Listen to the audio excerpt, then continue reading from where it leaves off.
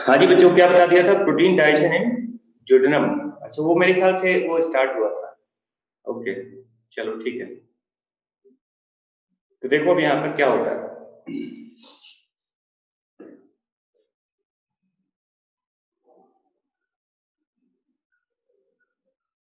देखो प्रोटीन,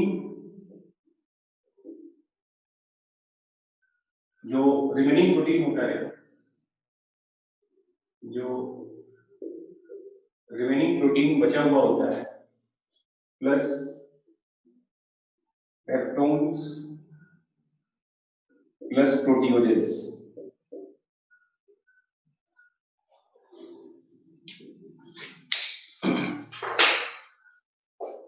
क्योंकि ये 70% प्रोटीन तो अभी भी बचा हुआ था ना, पेप्टोन्स भी था, प्रोटीओजेंस भी था जो स्टमक से आया था। इन सब पे मेनली क्या था, देखो क्या होता है। ट्रिप्सिन, काइमोट्रिप्सिन,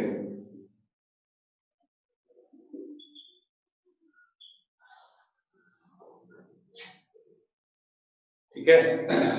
इन सब का एक्शन होता है और ये फर्दर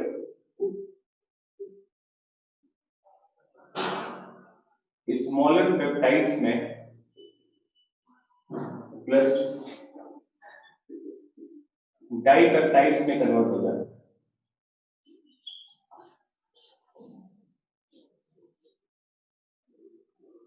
ट्रिप्सिन सबसे इंपॉर्टेंट एंजाइम होता है, most important enzyme for protein digestion is called trypsin. और ये इससे मैं लिखा था, इसका जो पीएच होगा ये नियरली 8.3 के आसपास होता है, इस पीएच पे वर्क करता है। ये सब ड्यूटेनम में हो रहा है, ये सारी एक्टिविटी कहाँ हो रही है आपकी? ड्यूटेनम।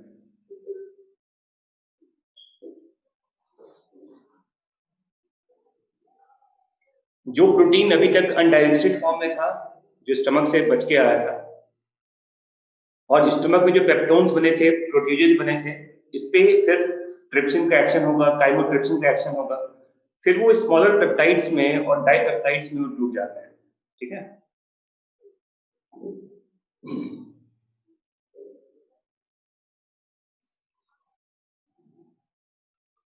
और फिर देखो यहाँ पर ऐसे लिखा जाता है, जो स्मॉलर पेप्टाइड्स होते हैं प्लस जो डाइपेप्टाइड्स होते हैं, इनमें फिर वही उन्हीं सब एंजाइम का जो एक्शन है, यहाँ वापस ट्रिप्सिन है, काइमोट्रिप्सिन होता है, कुछ और भी एंजाइम होते हैं, जैसे देखो इसमें है कार्बोक्सी पेप्टिडेज, कार्बोक्सी पेप्टिडेज कहते हैं, अमाइनो पेप्टिडेज वगैरह भी होता है, जिस टाइम से आता है। स्मॉलर पेप्टाइड्स प्लस डाइपेप्टाइड्स यहां से आ रहा है। फिर एंजाइम सब देखो क्या है, trypsin, chymotrypsin, carboxy peptidase, amino peptidase, ये सब फाइनली क्या करेगा, इसको अमीनो एसिड्स में ब्रेक कर देता है। Large number of amino acid मिल जाते हैं।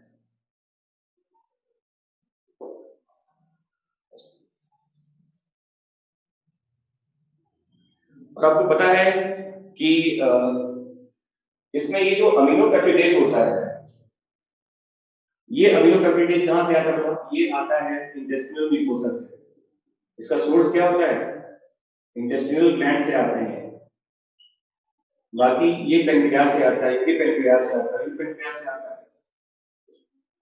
तो फाइनली कहते हैं आपके ड्यूडेनम वाले पार्ट में जो डाइजेशन का प्रोसेस है, इसका प्रोटीन का, वो क्या हो गया? कंप्लीट हो गया। डाइजेशन का मतलब क्या बताओ? कि प्रोटीन एक अमीनो एसिड्स का स्ट्रक्चर होता है, एक लार्ज मॉलिक्यूल को उसके स्मॉलर कंपोनेंट में तोड़ दिया आपने, एक जो पॉलीमर्स था उसको मोनोमर्स में कन्वर्ट कर दिया आपने, यही तो डाइजेशन होता है। तो अमीनो एसिड्स का बनना ये कंप्लीशन है प्रोटीन के डाइजेशन का। तो most of the protein digestion आपके ड्यूडेनम में होता है, और उसका जो मोस्ट इंपॉर्टेंट एंजाइम है वो ट्रिप्सिन है। अगर देखा जाए कि पेप्सिन और ट्रिप्सिन में कौन ज्यादा इंपॉर्टेंट एंजाइम होता है, तो ट्रिप्सिन का ज्यादा इंपॉर्टेंस है, क्योंकि ट्रिप्सिन ज्यादा अमाउंट में प्रोटीन को डाइजेस्ट करता है। तो कोई पूछे आपसे कि प्रोटीन का डाइजेशन किस मीडियम में होता है, बेसिक मीडियम में होता है, अल्कलाइन मीडियम में है, या अल्कलाइन मीडियम में है, या एसिडिक मीडियम में है, तो दोनों मीडियम बोलेंगे आप। स्टमक में एसिडिक मीडियम होता है और ड्यूडेनम में अल्कलाइन मीडियम होता है। तो question can be framed like this: protein digestion occurs in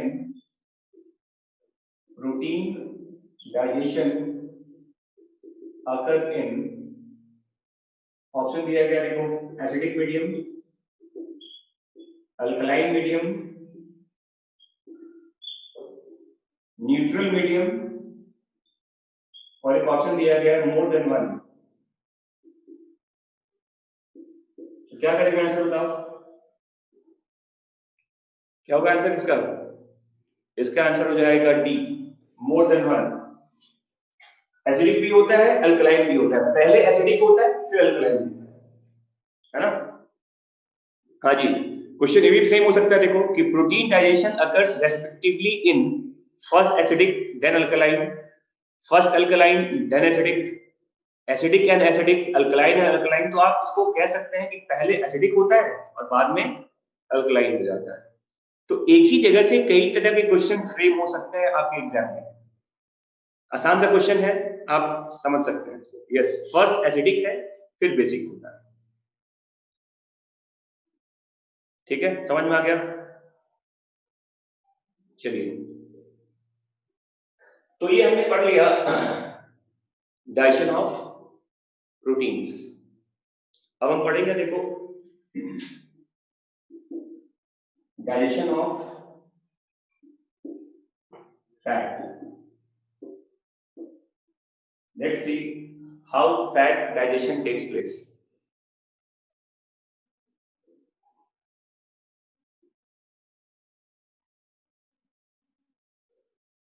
तो देखो, सबसे पहले कहा जाता है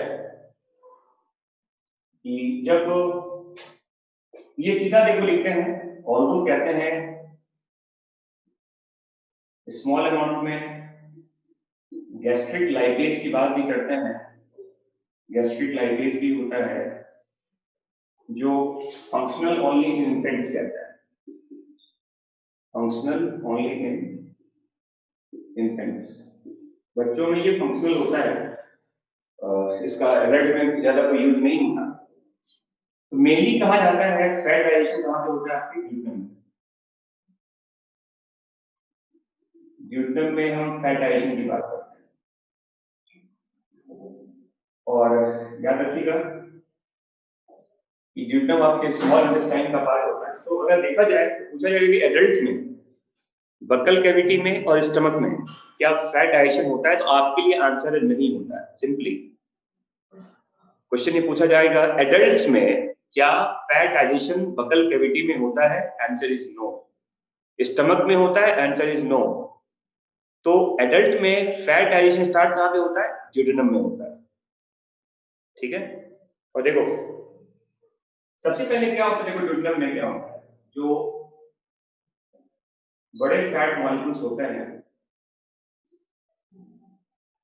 इस लार्ज फैट मॉलिक्यूल्स पे जब बाइल सॉल्ट का एक्शन होता है तो ये स्मॉलर पार्ट में टूट जाता है। देखो, इसे कहते हैं स्मॉलर फैट ग्लोब्यूल। ये लार्ज फैट मॉलिक्यूल है, देखो, and that is called emulsification. इसे इमल्सिफिकेशन कहा जाता है।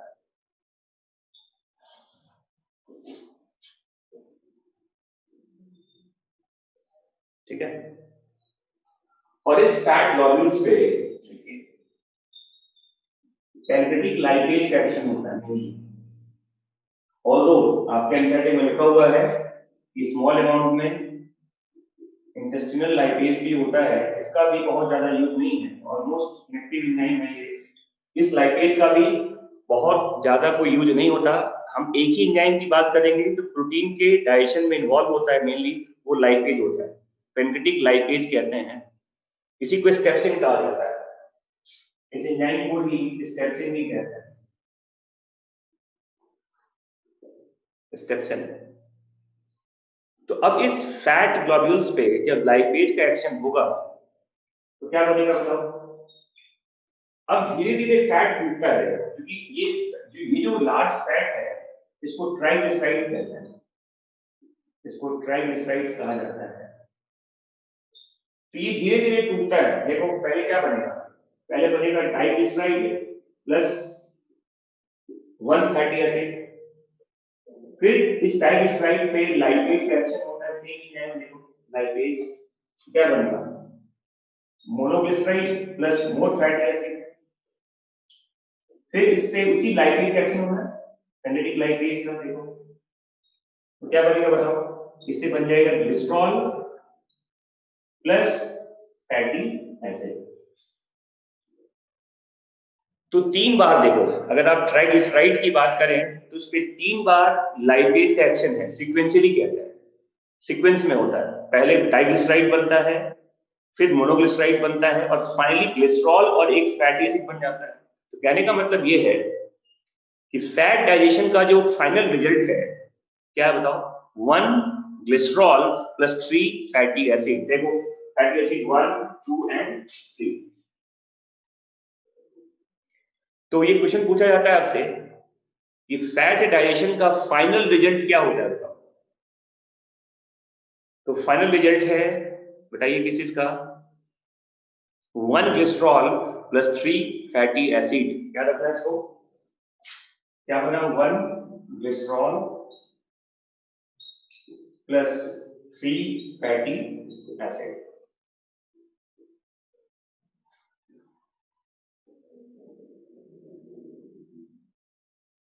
ठीक है, समझ में आ गया सबको? डीजी मतलब क्या है बताओ, डाइग्लिसराइड, एमजी मतलब मोनोग्लिसराइड,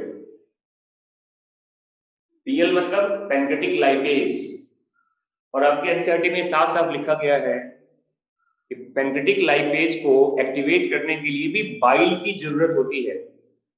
बाइल लाइपेज को एक्टिवेट भी करता है। तो कहने का मतलब यह है कि बिना बाइल का फैट का डाइजेशन पॉसिबल नहीं है।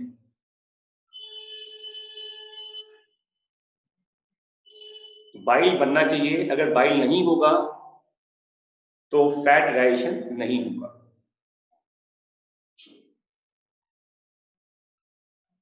समझ में आ गया सबको?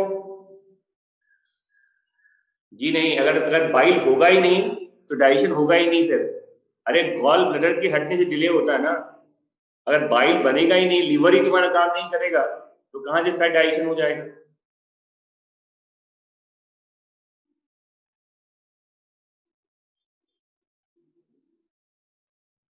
समझ में आ गया सबको? तो इसको हटा दिया जाए यहां से। लिख लिया सबने? तो न्यूक्लिक एसिड डाइजेशन देखिए, ये एक ही जगह होता है, इन ड्यूटम।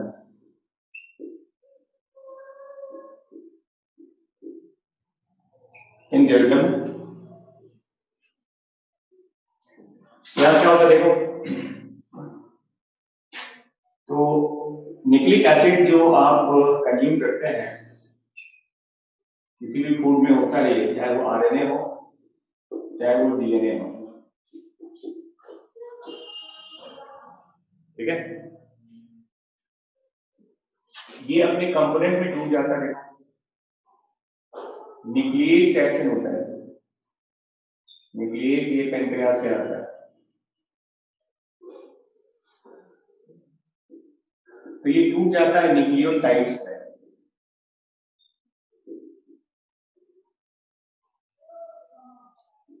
लार्ज नंबर में,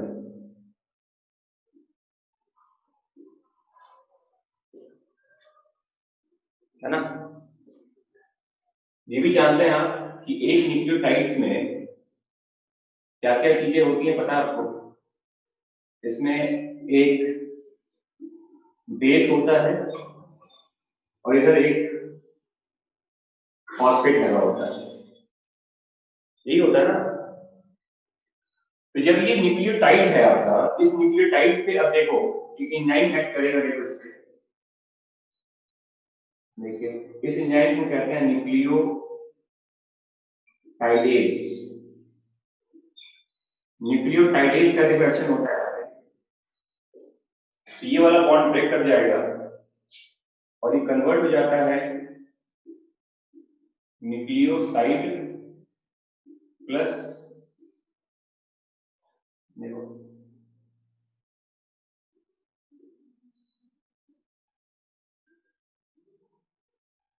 प्लस फॉस्फेट बन जाएगा। देखो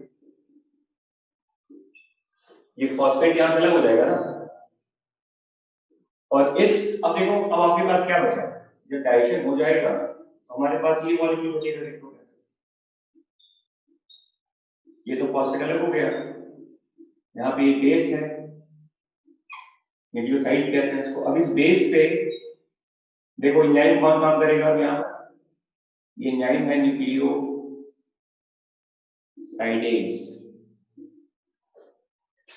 तो ये टूट जाता है। देखो किसमें बताओ, बेस में और शुगर में। आपको पता है टाइडेज और ये साइडेज ये इंटेस्टिनल एंजाइम्स होता है। तो हमारे पास सारे कंपोनेंट बन गए, बेस भी आ गया, शुगर भी आ गया और फॉस्फेट भी आ गया। Base plus sugar plus phosphate, देखिए 1 2 और 3। तो पूछा जाएगा कितने एंजाइम के एक्शन से न्यूक्लिक एसिड का डाइजेशन कंप्लीट होता है। आंसर होता है इसका 3। How many enzymes are involved, question तो नहीं पड़ेगा। देखो how many enzymes are involved for complete digestion of nucleic acid. Option दिया गया है 1 2 3 एंड 4। क्या होगा answer? Yes, the answer is 3। Nucleus, देखो ये पेनक्रियास से आता है, न्यूक्लियोटाइडेज एंड न्यूक्लियोसाइडेज जो इंटेस्टिनल ग्लैंड से आता है। समझ में आ गया? तो देखिए हर जगह से हर पार्ट से, हर छोटे छोटे एरिया से क्वेश्चंस बनने के पूरे चांसेस रहते हैं। हमें है कि एक कॉन्सेप्ट को समझ लेना है। समझ में आ गया?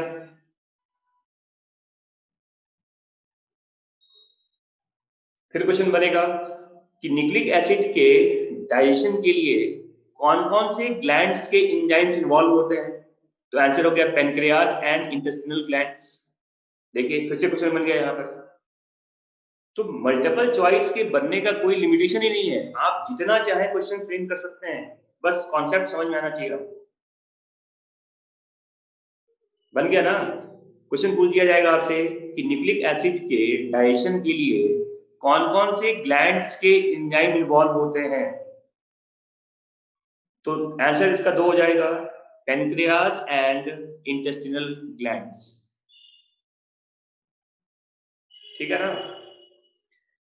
तो बच्चों हमने कंप्लीट कर लिया पहला पार्ट कि डाइजेशन कैसे होता है। ठीक है, अब मैं आपको दूसरे पार्ट पे ला रहा हूं जिसका नाम है एब्जॉर्प्शन।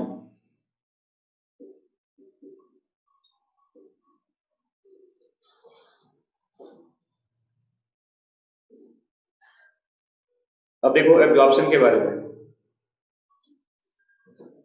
तो एब्जॉर्प्शन याद रखिएगा, it mainly occurs in small intestine. Buccal cavity में भी होता है, कुछ स्टमक में भी होता है, लार्ज इंटेस्टाइन में भी होता है। बट अगर आप फूड और वाटर का मैक्सिमम एब्जॉर्प्शन कहते हैं तो वो आपके कहाँ पे होता है, स्मॉल इंटेस्टाइन के कौन से पार्ट पे? मोस्टली कहते हैं जेजुनम, मोस्टली इन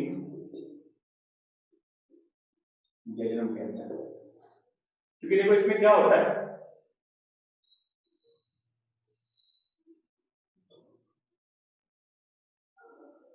जेजुनम में देखो ऐसे, अगर आप देखोगे स्ट्रक्चर इसका,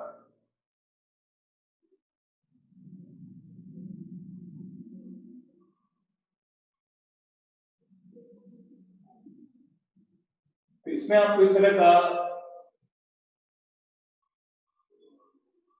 म्यूकोसल फोल्ड मिलता है, सर्कुलर फोल्ड कहते हैं उसको।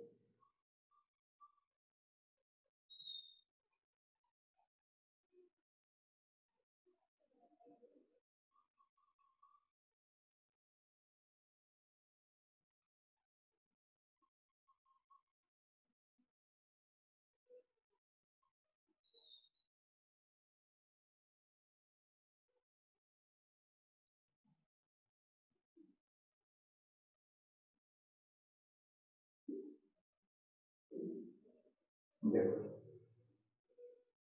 ये एक तरह का सर्कुलर फोल्ड होता है, इंटेस्टिनल फोल्ड कहते हैं। ये फोल्ड बहुत ज्यादा होता है जेजुनम में, इस फोल्ड को ही प्लाइका सर्कुलरिस कहा जाता है, और इसी को वेल्व ऑफ कैरकेरिन भी कहते हैं।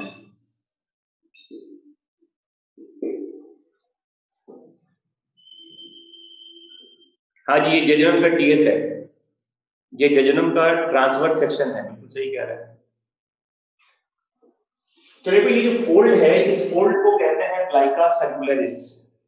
अब अगर आप इसके एक पार्ट को और इलाज करके देखोगे, मान लो इस पार्ट का फिर से डिफरेंट स्ट्रक्चर देखिए, तो यहाँ पर आप देखोगे इस तरह का एक, इसके अंदर इस तरह का फोल्ड होता है। अब ये विलाई होता है, इसे कहते हैं क्या, विलाई। तो प्लाइका सर्कुलरिस के सरफेस पे क्या बताऊं, कई सारे विलाई लगे होते हैं। और देखो अब अगर आप इस विलाई के इस पार्ट को फिर देखेंगे, आप इसमें विलाई के वॉल में, इसके वॉल पे आपको इस तरह का मिलेगा स्ट्रक्चर, इसे माइक्रोविलाई कहा जाता है, माइक्रोविलाई कहते हैं।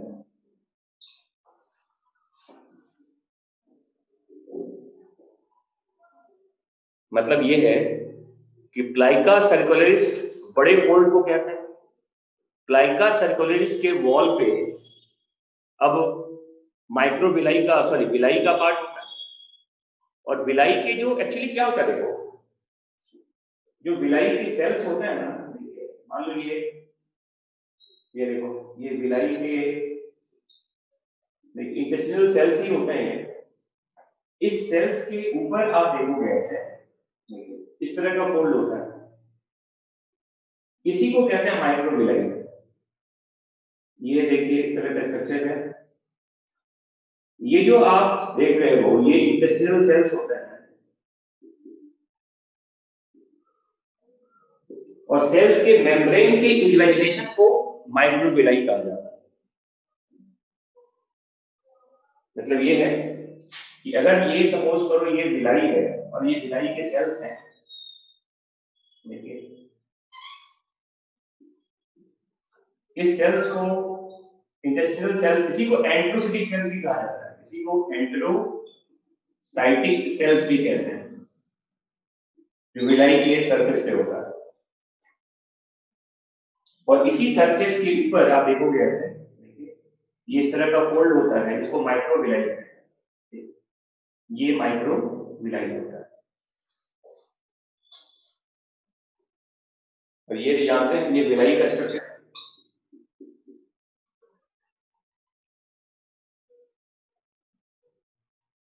हाँ जी, ये ब्रश बॉर्डर सेल्स होते हैं, जो ब्रश बॉर्डर लिखा है ना, ये माइक्रोविलाई का टर्म यूज होता है। ब्रश बॉर्डर आप मतलब माइक्रोविलाई की बात कर रहे हैं,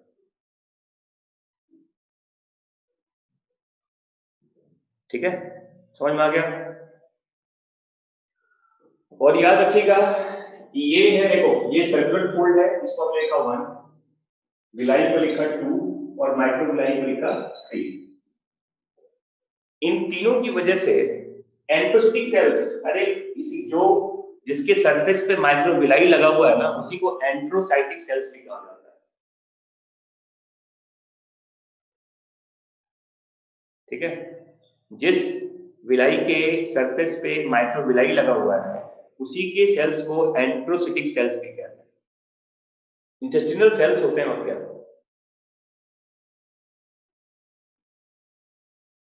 और याद रखिएगा कि इन तीनों की वजह से 1 2 3 की वजह से, इस सर्कुलर फोल्ड की वजह से, इस विलाई की वजह से और इस माइक्रोविलाई की वजह से, इन तीनों की वजह से जो हमारा सरफेस एरिया होता है 1 + 2 + 3 की वजह से, ऐसा लिखते हैं कि सरफेस एरिया जो होता है, सरफेस एरिया ये 600 टाइम्स इंक्रीज कर जाता है।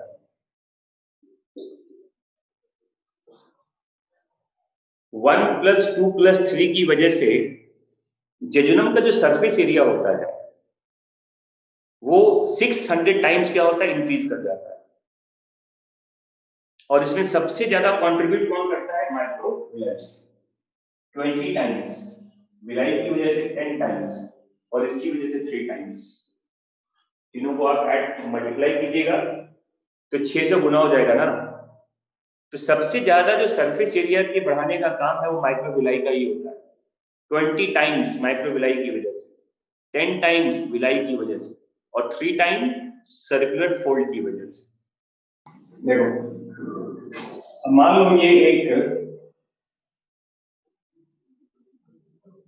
ये विलाई का स्ट्रक्चर है, ठीक है। ये मान लिया जाए विलाई है और ये विलाई के सरफेस पे ये मान लो ये एंट्रोसिटिक सेल्स हैं, ठीक है।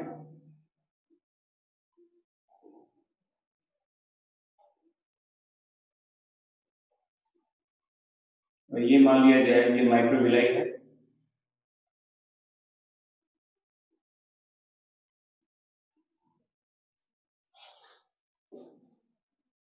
और यहाँ देखो ऐसा,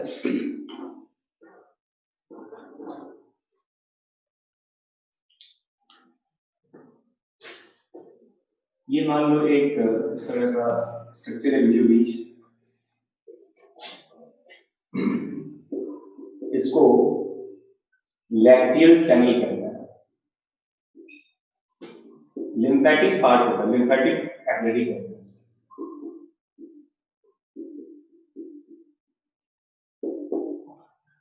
और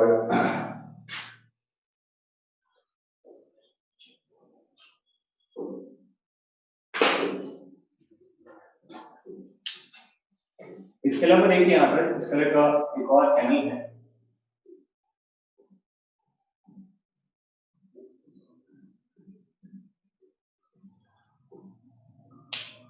जिसको ब्लड कैपिलरी कहा जाता है।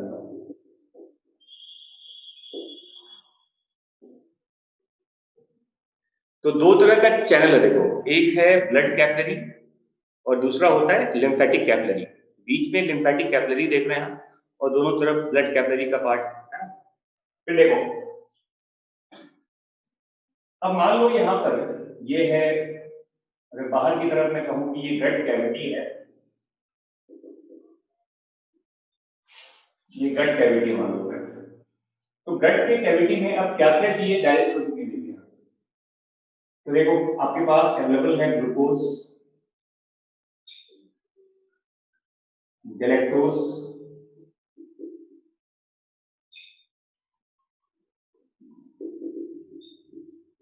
Amino acid,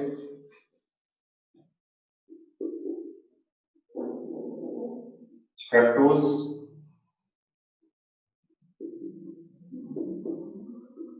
fatty acid, glycerol और विटामिन वगैरह भी होता है। अगर विटामिन की बात करें, जैसे मान लो अब यहीं भी लिखता हूं मैं, विटामिन बी होता है, विटामिन सी होता है, या फिर देखो विटामिन ए होता है, डी होता है, ई होता है और के होता है। मेनली तो देखो ये component to get absorb, component to get absorb. Glucose है, विटामिन बी है, विटामिन सी है, गैलेक्टोज है, अमीनो एसिड है, फ्रक्टोज है, फैटी एसिड है, ग्लिसरॉल है और विटामिन ए, डी, ई और के है। अब आप याद रखिएगा कि ये जो सारी चीजें देखिए यहां से आया, ये यहां से लेके यहां तक, ये सब ये पहले यहां से यहां आता है और फिर ये यहां से यहां चला है, ब्लड कैपिलरी में आता है। ये ब्लड कैपिलरी का पार्ट है।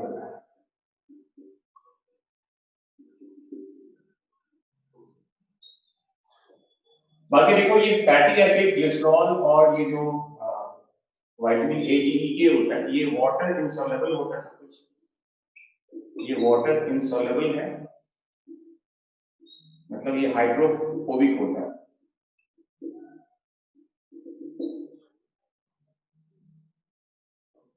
तो ये जो होता है देखो, थ्रू माइसेली, माइसेली बना होता है फॉस्फोलिपिड का, फॉस्फोलिपिड का। वो पहले इसके सरफेस पे आता है, माइसेली इसके सरफेस पे आता है, फिर ये यहां पर आता है देखो ऐसे, ये कंपोनेंट ऑफ फैटी एसिड्स होते हैं और ये फिर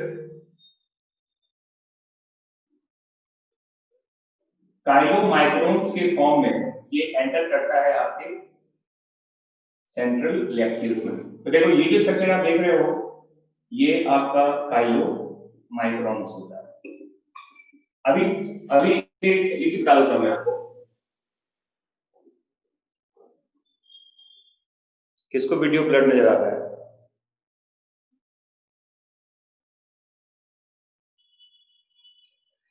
तो देखो फैट का एब्जॉर्प्शन का एक पूरा एक बढ़िया वीडियो बना हुआ है यूट्यूब पे, मैं वो शेयर लिंक करूंगा आपको, वो एक बार देख लीजिएगा। मैं थोड़ा ब्रीफ कर देता हूँ यहाँ पर उस वीडियो से और आपको सब कुछ अच्छे से समझ में आ जाएगा। फिलहाल मैं यहाँ बता रहा हूँ आपको कि किस चीज का एब्जॉर्प्शन कहाँ पे होता है, कैसे होता है, याद रखना इसको। देखो इसमें ग्लूकोज जो होता है, गैलेक्टोज जो होता है और जो अमीनो एसिड होता है,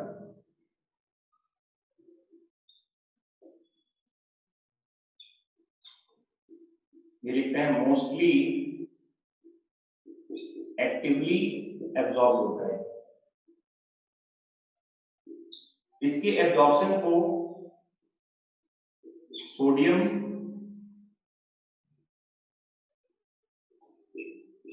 फैसिलिटेटेड एब्जॉर्प्शन भी कहते हैं।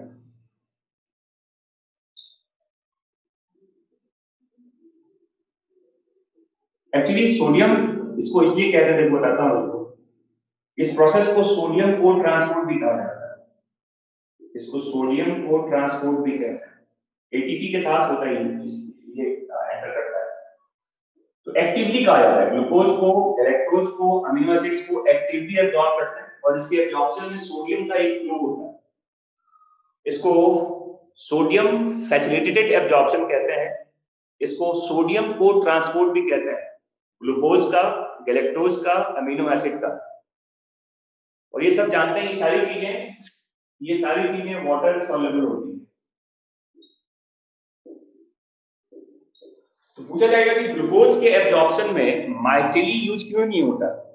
तो ग्लूकोज के एब्जॉर्प्शन में माइसेली इसलिए यूज नहीं होता कि ग्लूकोज एक वाटर सॉल्युबल सब्सटेंस होता है।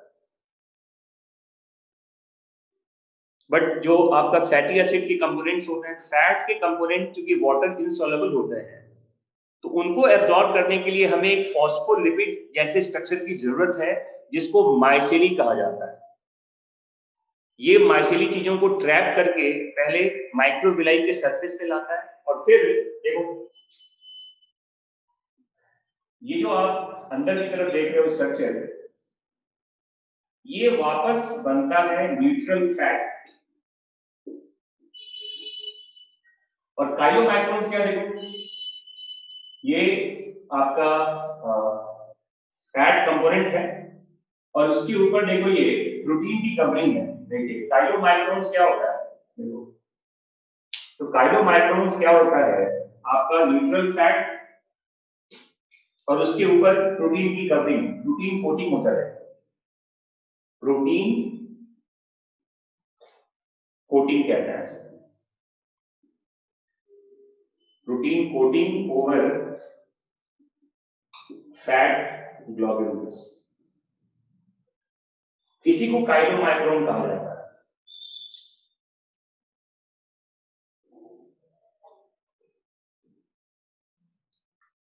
और मैं कह रहा हूं आपको कि ये चीज याद रखना है आपको कि फैट का एब्जॉर्प्शन थोड़ा सा कॉम्प्लिकेटेड है, बट उसका एक बहुत ही बढ़िया वीडियो YouTube पे अवेलेबल है, मेरा ही वीडियो है वो, मैं आपके ग्रुप पे शेयर करूंगा, वो वीडियो आप जरूर देख लीजिएगा।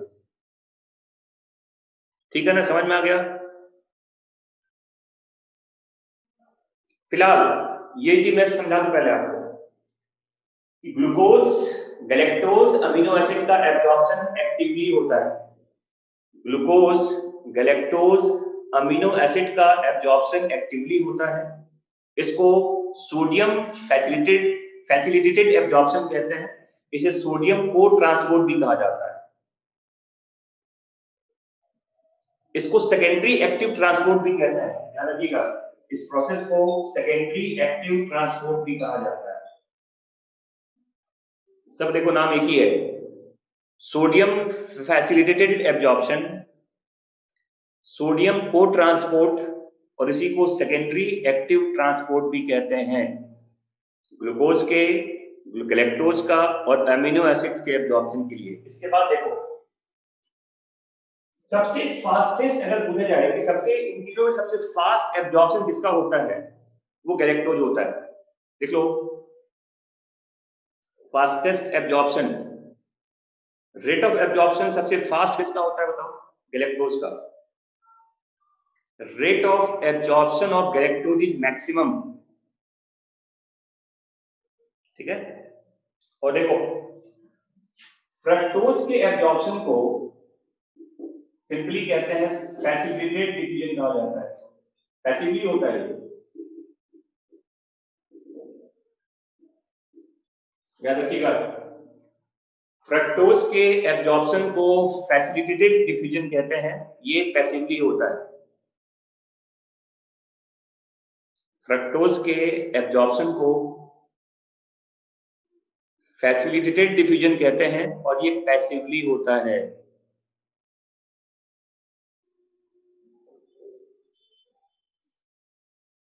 ठीक है, समझ में आ गया? और याद रखिएगा वाटर एब्जॉर्प्शन थ्रू ऑस्मोसिस कहते हैं, ये भी पैसिवली होता है, ये भी पैसिवली होता है। मतलब पानी के एब्जॉर्प्शन में किसी एनर्जी के खर्च करने की बात हम नहीं करते। मैंने क्या कहा कि वाटर का एब्जॉर्प्शन थ्रू ऑस्मोसिस होता है, ऑलवेज पैसिवली होता है। फ्रक्टोज के एब्जॉर्प्शन को फैसिलिटेटेड डिफ्यूजन कहते हैं। देखो फ्रक्टोज के एब्जॉर्प्शन को फैसिलिटेटेड डिफ्यूजन कहते हैं और ये पैसिवली होता है। बाकी एक टेबल बना हुआ एनसीईआरटी में, वो आप ऐसे याद कर लीजिएगा, टेबल ऑफ एनसीईआरटी और एब्जॉर्प्शन।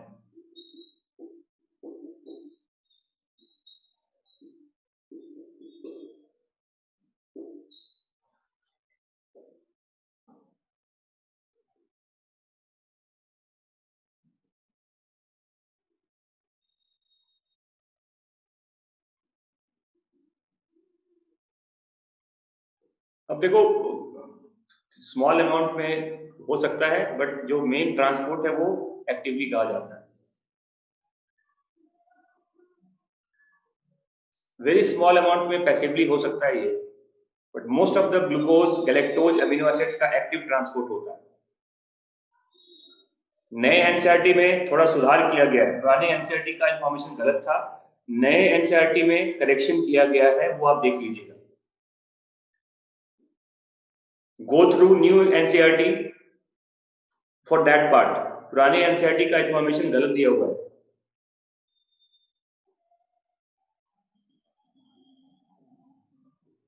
और आपके एनसीईआरटी के पार्ट में टेबल बना हुआ है कि कहां पर क्या एब्जॉर्प्शन होता है, वो भी आप देख लीजिएगा। और जहां तक बात है फैट के एब्जॉर्प्शन का, उसका वीडियो मैं आपके ग्रुप पे शेयर करूंगा, वो भी देख लीजिएगा, तो आपका ये पार्ट कंप्लीट हो जाएगा फिर। ठीक है, समझ में आ गया सबको? तो देखो, एक सिंपली सी बात ये है कि fatty acid, glycerol, vitamin A, D, E के जो फैट सॉल्युबल विटामिन होते हैं, ये सब सेंट्रल लैक्टियल्स के थ्रू एब्जॉर्ब होता है। और याद रखना, ये जो आपका सेंट्रल लैक्टियल चैनल है, ये फिर जाकर मेन ब्लड वेसल्स में मिल जाता है। ये आपके मेन ब्लड वेसल में जाकर कन्वर्ट करता है।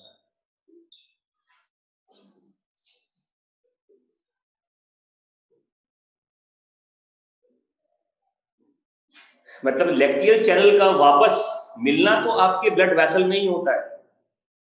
पहले वो लिम्फेटिक कैपिलरी में आता है और उसके बाद भी चला जाता है ब्लड वेसल्स में। ठीक है, समझ में आ गया? चलिए, अब मैं आपको थोड़ा सा एक और चीज, थोड़ा ज्ञान दे दूं आपको। ये सबने लिख लिया इसको? अब देखो, जैसे मान लो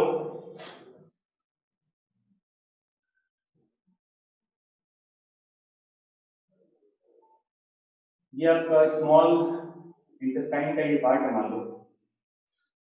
ठीक है, और ये सपोज करो आपका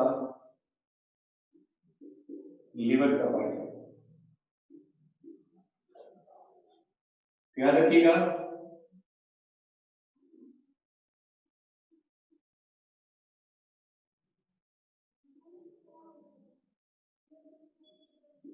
देखिए इसे कहते हैं हिपैटिक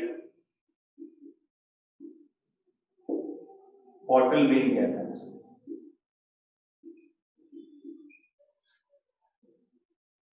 और देखो, यहां से अब जो लिम्फेटिक वेसल होता है, अब देखो क्या क्या होता है। अब जो चीजें यहां पे आई हैं, तो देखो यहां से कहते हैं ये हिपैटिक वेन है।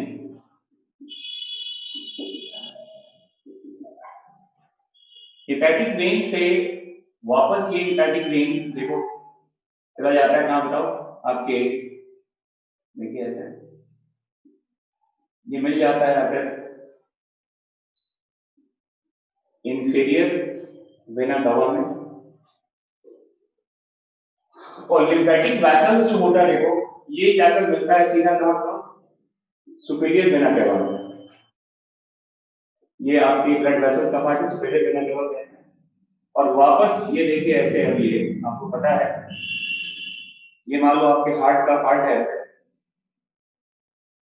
तो हार्ट का जो ये राइट ऑरिकल होता है, राइट एट्रियल होता है, यहां पर ये भी खुलता है आकर, और यहां भी ये भी खुलता है। अब इस लिम्फेटिक वेसल्स में क्या क्या गया? तो यहां आता है फैटी एसिड, ग्लिसरॉल, इसके अलावा देखिए आप जानते हैं ए, डी, ई और के, बाकी सब इसमें जाता है। देखो जितने भी कंपोनेंट है, देखो glucose, fructose, galactose, amino acid,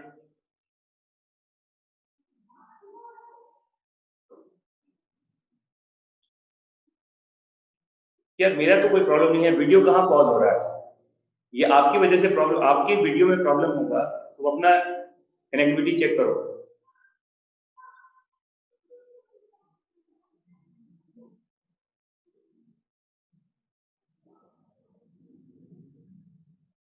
अब देखो मैं फिर से क्या बोल रहा हूँ, समझो पहले आप ये पूरी कहानी समझिए आप पहले। मैंने क्या कहा कि जो भी खाना आपने डाइजेस्ट किया है, अब उसके स्मॉल इंटेस्टाइन से बाहर निकलने का दो रास्ता होता है। या तो वो कहाँ पहुंचेगा, हिपैटिक पोर्टल वेन में, फिर वो लीवर में आ रहा है, लीवर से फिर वो कहाँ जाएगा, हिपैटिक वेन में, और कहाँ पहुंचेगा, इंफीरियर वेना कवा में। ठीक है, और इसमें all water soluble food component की बात कर रहे हैं। और जो वाटर इंसॉल्युबल होता है देखो, वो कहां जाएगा, सेंट्रल लैक्टियल में, वो लीवर को क्रॉस नहीं करता है, वो सेंट्रल लैक्टियल से होता हुआ, लिम्फेटिक वेसल से होता हुआ कहां पहुंचेगा बताओ, आपके सुपेरियर वेना कैवा में, और वो भी कहां खुलेगा, आपके हार्ट के राइट एट्रिया में, राइट चेंबर में। ये पाथवे समझ में आ रहा है सबको? बहुत इंपॉर्टेंट है ये, कि जो भी खाना आपने डाइजेस्ट किया है, जो वाटर सॉल्युबल होता है, वो आपके मेन सर्कुलेशन में आने के पहले वो लिवर को क्रॉस करता है, देखिए, और लिवर से फिर वो जाता है हेपेटिक वेन में, और वेन से कहां पहुंचेगा देखो, इंफीरियर वेना कैवा में।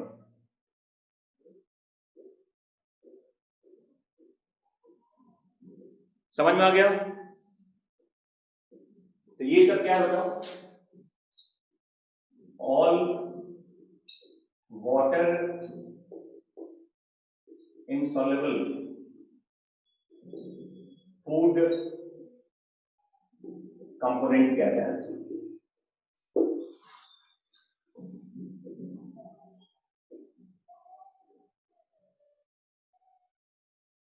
यस, जी फॉर ग्लिसरॉल है, जी फॉर ग्लिसरॉल लिखा हुआ है। ठीक है बच्चों, समझ में आ गया?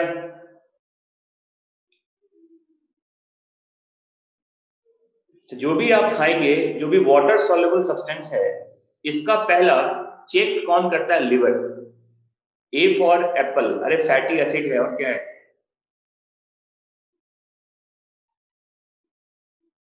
विटामिन ए, डी, ई, के, फैट सॉल्युबल विटामिन जो होते हैं, vitamin A, vitamin D, vitamin E, vitamin के।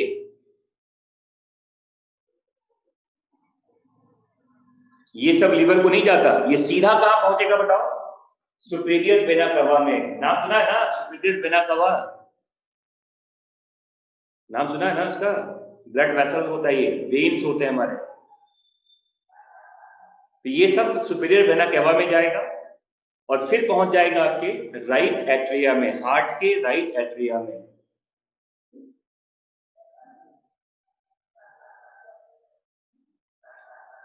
तो ये था आपका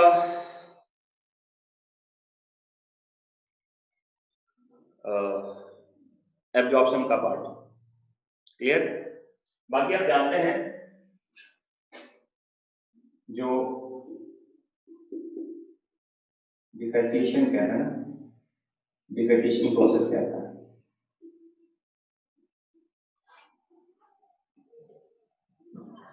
देखो अब लास्ट पार्ट क्या है इसका, डिफेसिएशन प्रोसेस, इसको इजेशन प्रोसेस भी कहते हैं।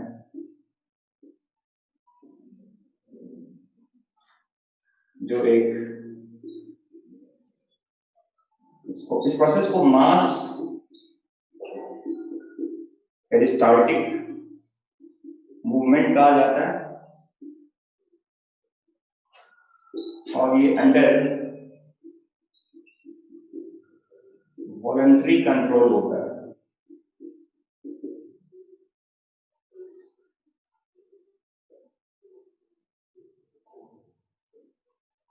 एनसीईआरटी में जो लिखा हुआ है, याद रखिएगा इसको, ये एक मास पेरिस्टाल्टिक मूवमेंट है, ड्यू टू मास मूवमेंट भी कहते हैं इसको, और ये अंडर वॉलंटरी कंट्रोल होता है।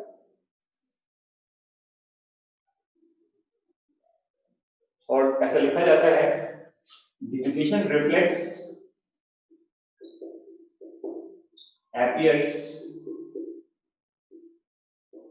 after the extension of wall of rectum due to storage of fecal matter। जब रेक्टम में फिकल मैटर जमा होगा तो उसका वॉल एक्सटेंड करता है, वो एक रिफ्लेक्स है, वो एक रिफ्लेक्स आएगा, बट स्टिल ये वॉलंटरी कंट्रोल के अंदर ही आता है। तो देखो रिफ्लेक्स का आना ये तो इनवॉलंटरी प्रोसेस है। रिफ्लेक्स जो जनरेट होता है, रिफ्लेक्स तो एक इनवॉलंटरी प्रोसेस होता है। रिफ्लेक्स आना इनवॉलंटरी है, but when and how and where, when, how and where ये आपके कंट्रोल में होता है। और ये भी अगर आपके कंट्रोल से निकल गया तो फिर आपको दिक्कत है। फिर always use diaper with you. तो मैंने क्या कहा कि रिफ्लेक्स आना जो होता है वो एक इनवॉलंटरी प्रोसेस है, लेकिन जो प्रोसेस ऑफ डिफिकेशन होता है ये आपके कंट्रोल में होता है, अंडर वॉलंटरी कंट्रोल कहते हैं। और ये एक मास पेरिस्टाल्टिक प्रोसेस के थ्रू बॉडी से बाहर आ जाता है। आप एनसीईआरटी में पढ़िए क्या लिखा हुआ है।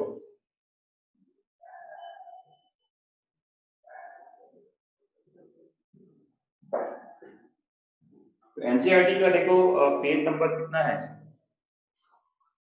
बता देता हूं आपको क्या लिखा हुआ है कि digestive waste solidifies into coherent pieces in the rectum, initiate a neural reflex, an urge or desire for its removal।